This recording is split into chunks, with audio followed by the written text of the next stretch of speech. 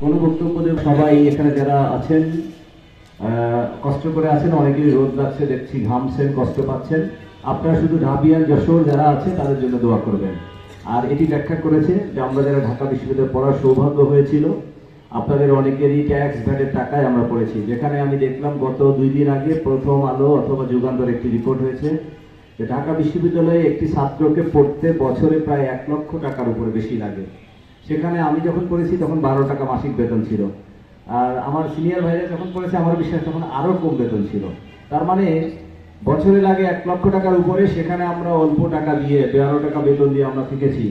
আর বাকি টাকা যদি সরকার ভর্তুকি দিয়েছে, সেই টাকা আপনারা কৃষি জমির যে খাজনা দেন, আপনারা বাড়ি ঘরের যে ভ্যাট দেন, ট্যাক্স দেন, উন্নত কাজ করেন সেই টাকা থেকে।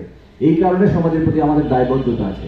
তো আপনাদের জন্য এই যে ক্ষুদ্র প্রয়াসগুলো নেয় ঢাবিয়ান যশোর, আমার সৌভাগ্য হয়েছে অনেক জেলাতে আমি চাকরি করেছি, কিন্তু কোথাও আমি এরকম ঢাবিয়ানদের প্রাক্তনদের চমৎকার একটা প্ল্যাটফর্ম বা সংগঠন দেখিনি যারা সমাজের জন্য দায়িত্বশীল কোনো ভূমিকা পালন করে।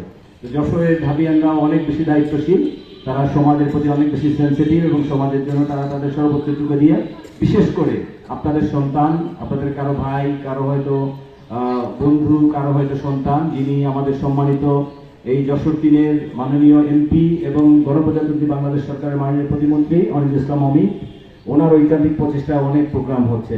ওনার আসার খুবই সুইচ্ছা ছিল। উনি আসলে তো যেটি আমাদের জন্য, আমরা যারা এই ধরনের সংগঠনের সাথে জড়িত আছি, তারা যেন ভবিষ্যতে আরও দায়িত্বশীলতার পরিচয় দিতে পারি এবং এই সমাজে পিছিয়ে পড়া মানুষ এবং এই সমাজে যারা সাময়িকভাবে বিভিন্ন রকম লিমিটেশনের মধ্যে আছে তাদের জন্য আমরা কিছু করতে পারি, এটি একটা। আর অবশ্যই আপনারা এই যশোরে যারা এখানে আপনারা যারা